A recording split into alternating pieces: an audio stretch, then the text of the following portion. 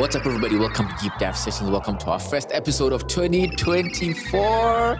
And we're here with a gentleman that I've been following for some time and who's doing amazing things, born and bred in the land of BW, Mr. Puti Babotlale. Yes, sir. Yes, sir. Yes, sir. How you doing, mate? I'm good. Awesome, man. Awesome. I'm good. Thank you for coming through, man. Yeah. Thank you for coming through. I've been following your stuff. Yes. In fact, Ugula share us. Okay. Okay. Oh. I'm remembering this now. I think I wrote about like motivational speakers. I think Nekiri ako kwa similar business after listening to a motivational speaker. Oh. And then we share.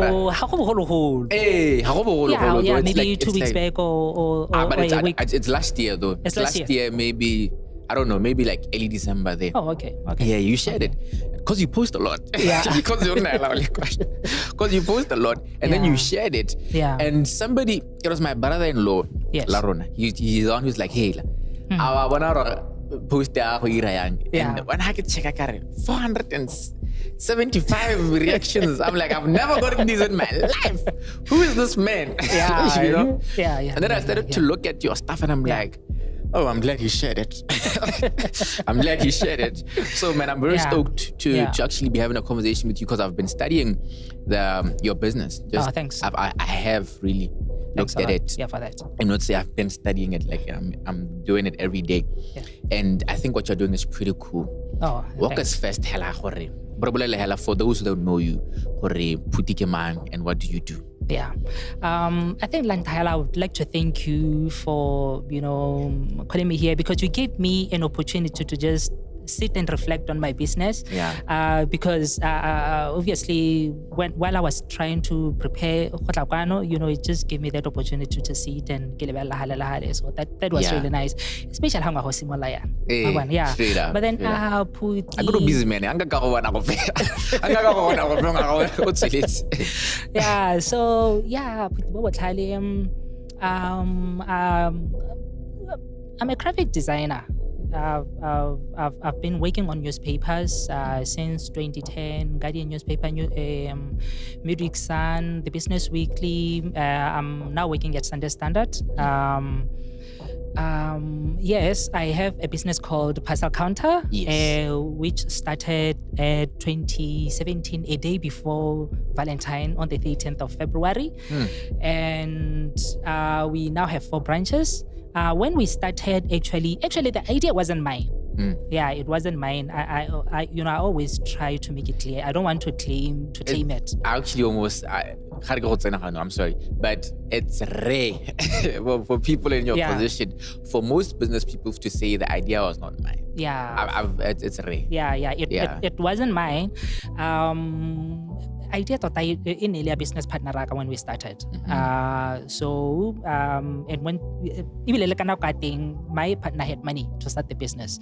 Then now I came and my contribution in a monthly contribution because I didn't have a lump sum. Okay. Then business but after a year I decided they need to venture into something else. I should buy the shares. Then it's actually just doing the this is how we're going to run the business. And basically that's it. Nice. Yeah. 7 years in the game, you have 4 branches now. Yeah. Around the country. Yes. Gaborone, Kabani, Serowe, G West. Yeah. So you're doing well for yourself. You're doing well for yourself. The business has grown. Oh, thanks. Yeah. And congrats on that, actually. Yeah. So let's now talk about it, the business itself, and what you guys do. Yeah. You do parcel countering, you do F&B Cash Plus, you do Orange Money, and cell phone charging. Yes. This is quite unique, man. It's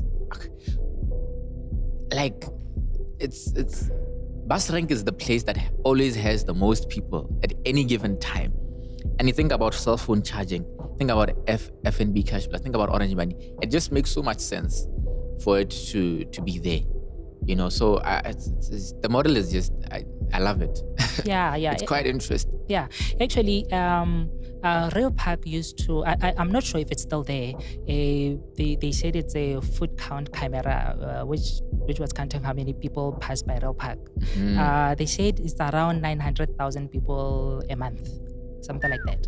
Of which I would assume 900,000. Yeah, I would assume it's the same amount. It's like half of our population. Yeah. Close. Yeah, so meaning how when you do business mo bus ranking, possibility in something that there's so much potential. Yeah, there's so much potential. That's what I'm saying also. Like, you didn't look down on bus rank. Like to make the big money. Like Rizor bus rank ke sa reka ring hela, but yeah, the hustler. Cool time. Yes. What? You didn't look at it like that. You came with a unique model because you look at the volume of people that are there, and then you establish this business. Yes. So like you said, our main service more Gaborone is parcel counter. Whereby ha motho a golo ga ba se o ka tla go ba beke mo go rona ha bata go tsena ba tsenang. You know, some people ha motho a bata, maybe they want to go gae ha chaise, they can put their bags there about ya tirong aba tla etsa ha chaise go tirong. Yeah, so it is very convenient for a lot of people. Then the cell phone, of which when we started, we were not really sure if it's going to be a big service like it is today, because for now we can charge like 75 phones at a time. We use original chargers. We make sure we always change our chargers. We are really professional on it. And our customers really appreciate. We don't just charge phones, even the power bank, speakers, radio speakers, laptop, we also charge that. Then another service that really made huge change, not just Mohaborone, but on the company overall, was the F&B Cash Plus service, because we were one of the first people to start it when it started. Like of which it's you know, like almost 100 people that every month, which is a really big responsibility. And we are really doing good mo servicing ya thing. We are really doing good, even when it comes to Orange Money service, because you know most people papatirang Orange Money don't really make much profit because they have a float is so Rona, we decided to invest more in it, and the more you invest in it, like put more money in it, the more you make more money. And that's our model. That's why it's performing really well on us. And some people still complain, oh no, but this thing doesn't have profit. Yeah, they have float. Define float for people that wouldn't know exactly what float again. Oh, okay.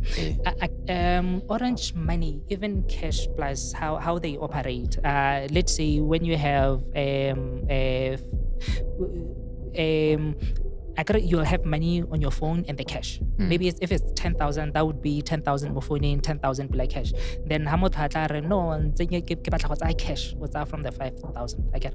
Then what's that from which 5,000? Oh, from our okay. I get if you want 500 cash from your account, your Orange Money. I get that 500 on your phone, on your account, on my account, on your account. Then you transfer it on our account. Then we give you 500 black cash. Yes. Then there's commission. Yeah. Okay. So float meaning hala gore tshwantse re ha motho a tla to go batla cash, then a ba tshela rena le cash if they want that 500.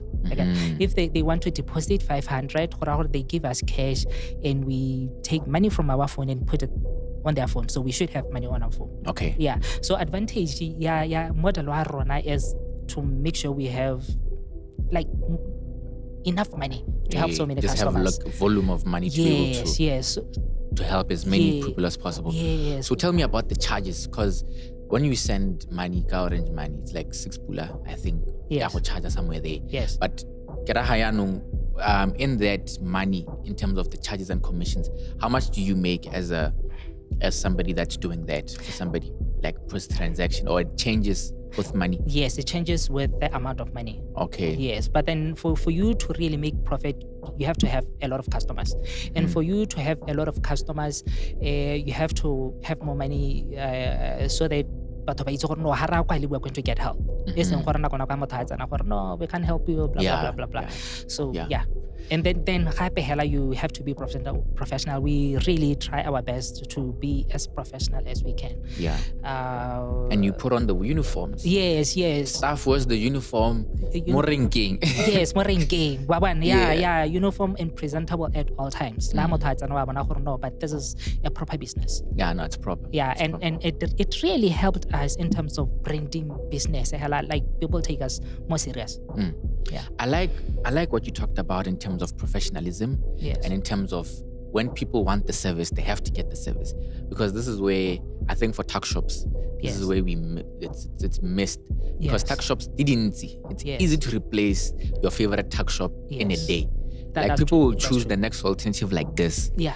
And so the tuck shop, the number one thing, you just have to be there. Like reliability of knowing that this tuck shop will open. Yes. Because there is a tuck shop, even just where I stay, I pass 2 or 3 tuck shops. Just to get to the tuck shop, I usually buy it.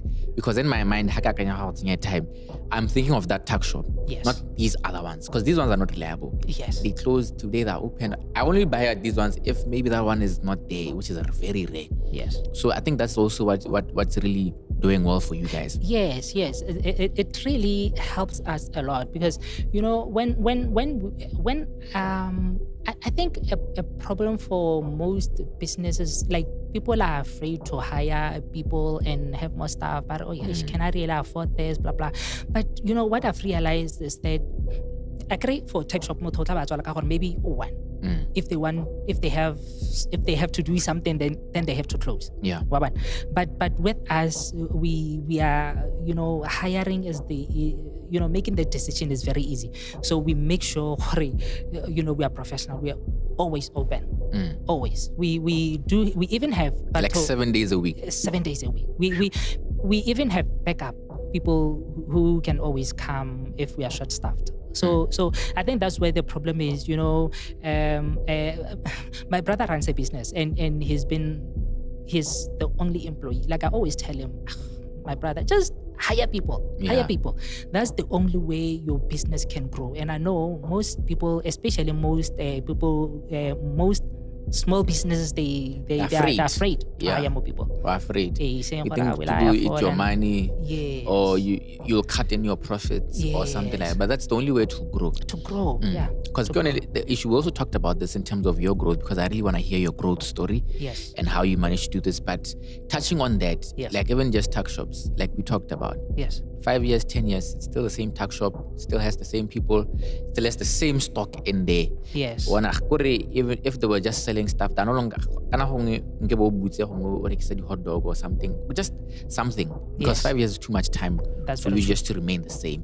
That's very true. So talk to me about your story of growth. 7 years, you now have 4. Yes. You started with 1, but you continued opening and reiterating. Yes. Talk to me about that. How were you able to step into that? And when did you know, okay, this is now is the time to open a new branch? Yes. Okay, with us, Dr. Hela, when we started, we've always known where we are going to have more branches. Yeah, nice. I think it was just one, it was part of the plan.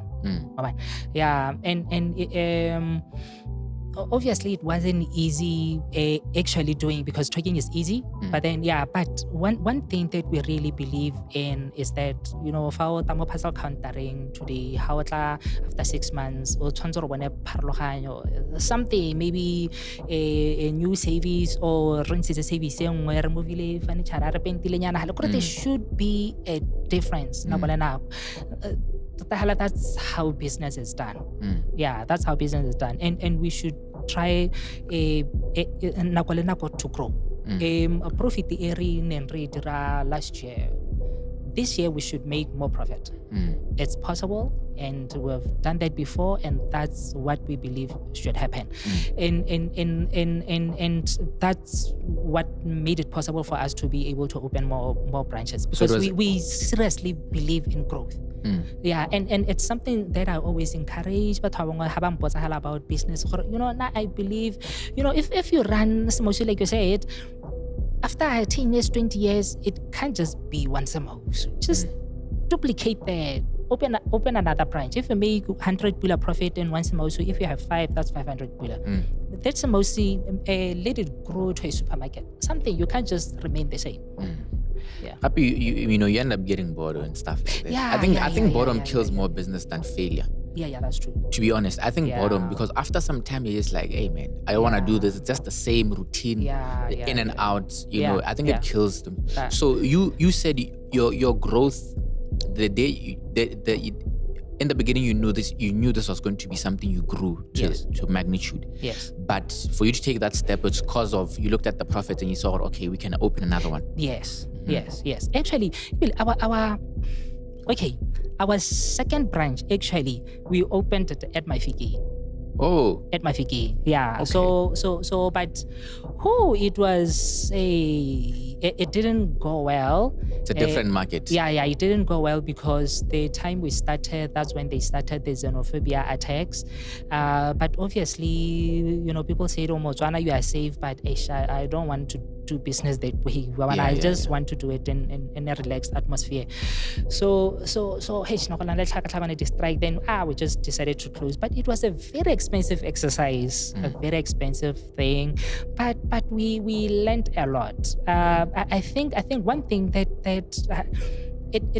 I always look at it and say, I'm a very soft person, but when it comes to business, I can be wild. What the decision is just one of those things that I just look back and say, okay, but I'm not as soft as I think I am. I really learned a lot from it. Losing money when it comes to business is not something that you should really be worried about. But the experience and you better say that again. That's something that I always tell my managers. We try so many things, but losing money, money will always come. But what matters is what we learn from that. Are we moving forward? So then after failing Mafeking, then we'd go Sorowa. Go hometown. Hometown. Then Sorowa we opened it COVID holiday lockdown. And imagine how a parcel counter operates movement. And we travel holiday lockdown. So nere apply, but then they give us a go ahead holiday lockdown. And then we say, okay, no, but let's just do it. We know we're going to run at a loss. I don't know. We don't even know when this thing is going to finish. But why did you do it though? But I think it really okay, but cost that the company will be able to cover that. So let's just do it. So making paper.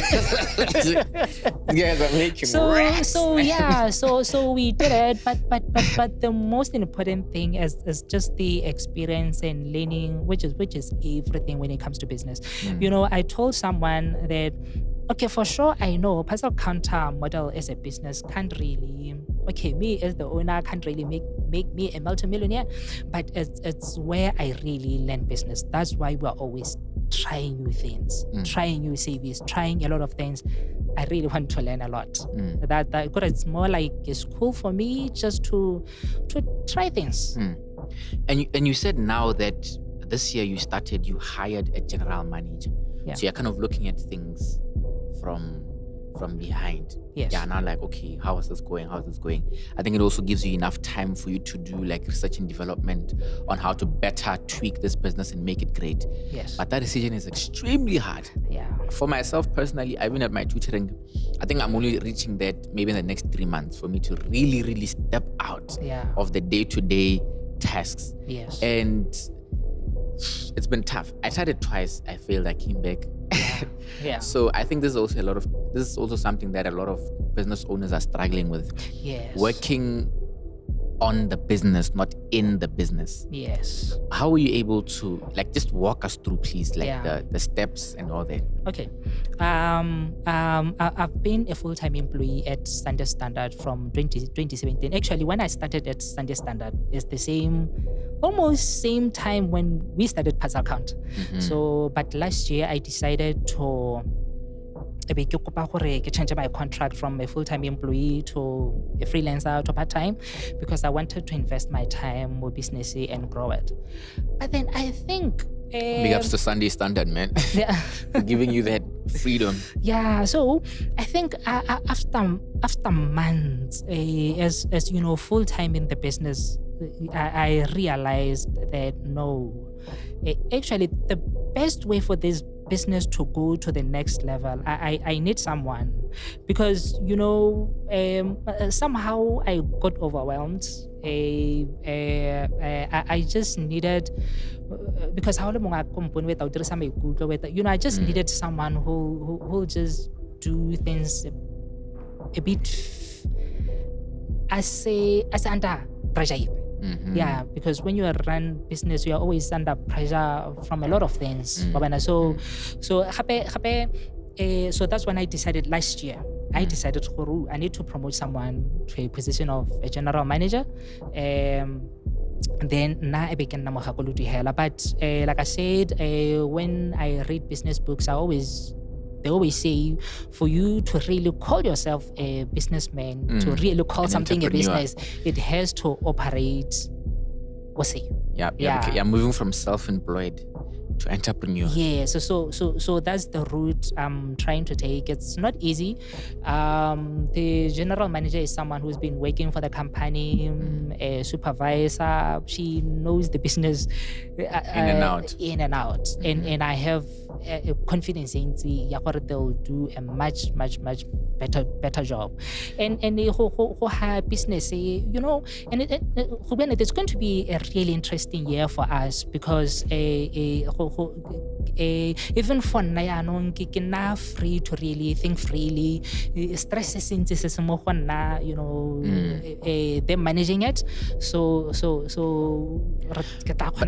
business better. I think the bigger issue here is just trust. I think just people just don't think people might do it exactly or to the level you want it to be done. Like that measure of trust also. Yeah. Especially when you know this person is gonna see the books, see everything, know what's going on. Yeah. Like they might just run and start their own thing. Yeah. I think this is what God goes through people's minds. No, that's very true. And that's very true. Having to make peace with that. I don't know, do you completely make peace with it, or there's still a bit of you that's like, hey? I think the leader I promoted, Tatahela, you know, has you know, in the she has been on managerial position. I trust her a lot. She has done a lot for the company. When I look commitment in the company, you know, I think as a businessman, you need more to commitment, that drive, hello, business. You know, she has that ownership. People can always change, but you know, at the moment, I'm really happy with the way she's doing things. There are so many things that she's going to do them much better than me, especially when it comes to the book, and she's much better than me. Much better than me. Yeah, I liked it. On your Facebook, you once talked about 10 things to grow your business in 2023. Maybe you have a new list now because for 2024. But just maybe walk us through maybe the top 5 in your aspect. Yeah. Especially to a lot of entrepreneurs. We can be talking of entrepreneurs in Botswana because it's a marketplace we know. Yes. But it can also apply to Zimbabwe, Zambia, South Africa, Namibia. Yeah. Walk us through some of those. I think mo Botswana tota. Nkare one I always advise people you know, people should read. People should read about business. I read a lot. I listen to audiobooks. Just how to YouTube, TV, that business management advice. You'll get so many videos. You just watch, advise you about advertising, managing, you know, a all lot of things. Aspects. Yeah, I think that's everything. I think for me, that's one thing that really helped me. I think that's just reading. Yeah, just reading. Listen to audiobooks. Yeah.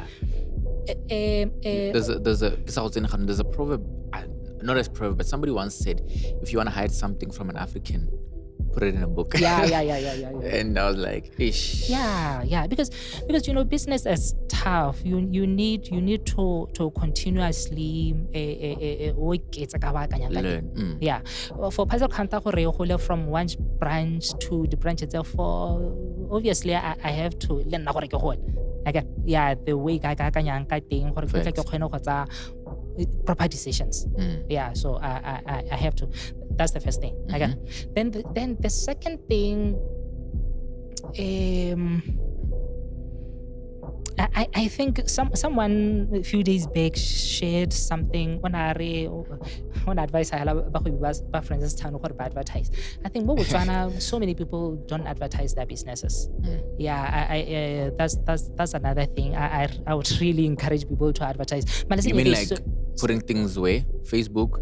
Facebook, especially Facebook because it's cheaper. And Botswana, we are all in Facebook. So if you really want to take business out or somewhere, just there are so many. How advertise? Especially the ones that sell like MLM products. I think those ones do a lot of advertising and marketing. Or you mean they don't do it the right way? No. I mean they don't do it. At all.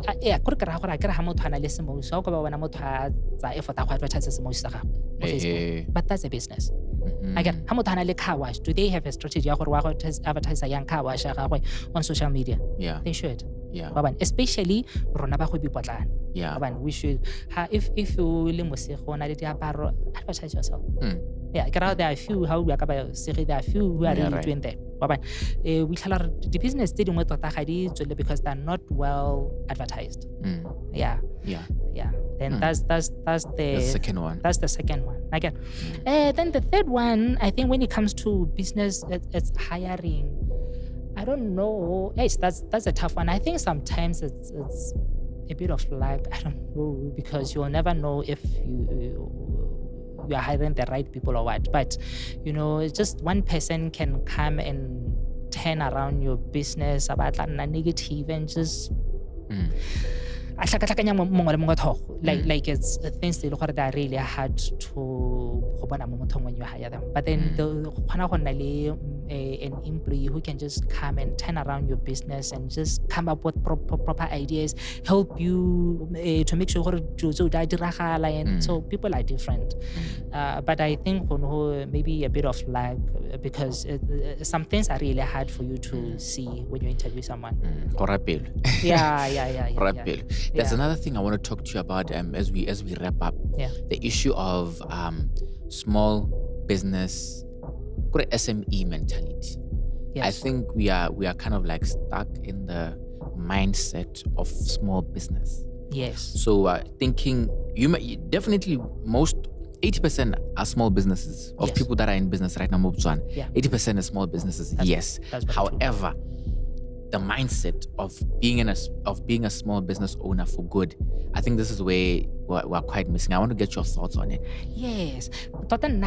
I strongly believe a business has to grow. Yes, we can start as small businesses, but they have to grow. After 10 years, you should have another branch or car wash.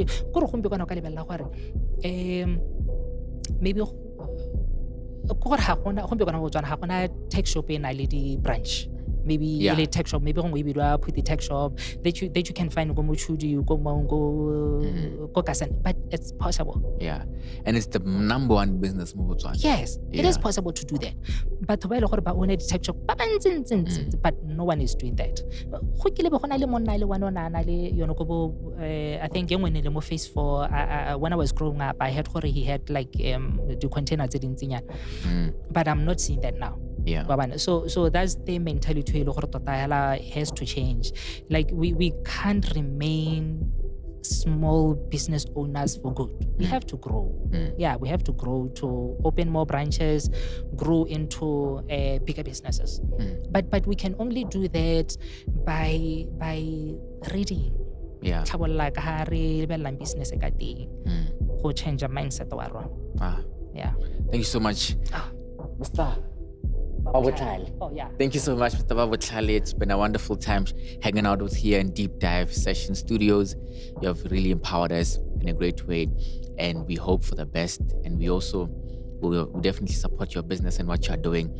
It's amazing what you guys are doing. I hope you guys have found value in this episode. And if you have, definitely subscribe, share this video with one friend, and come back for the next one. So on the next episode.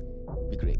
Thank you guys for watching this episode. We really hope you enjoyed it and learned something new. Deep Dive is dedicated to bringing you the most comprehensive and engaging information about business, personal finance, and personal development. Make sure to hit that subscribe button to stay updated with all our latest content.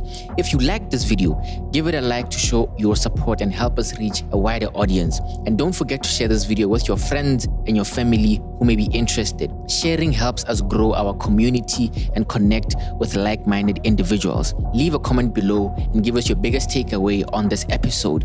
If you're interested in being a part of our live studio audiences, make sure to register for the next show. Can't make it to the show? No problem. Check out our Patreon page to watch the full episode and get exclusive access to more great content. Thank you for watching, and I'll see you in the next episode of The Deep Dive.